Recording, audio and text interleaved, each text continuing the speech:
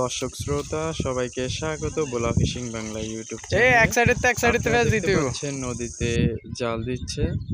এই জালগুলো মূলত দেওয়া হচ্ছে চেউয়া মাছ ধরার জন্য। তো আপনারা তো দেখতেই পাচ্ছেন জাল দিতেছে,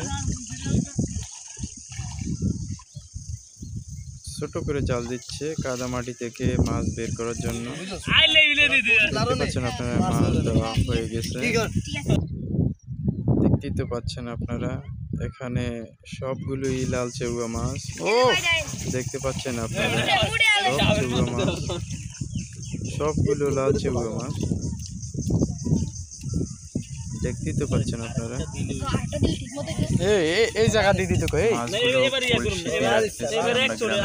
বলি কলসি তোরা আদিয়া না দিলে এই মাছও ধরতে না।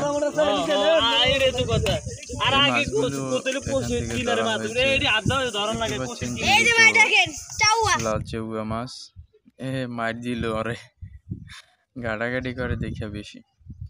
তো দেখতেই তো পাচ্ছেন আপনারা, আবার কলসিতে রেখে দিল, হয়তো চলে যাবে এখন।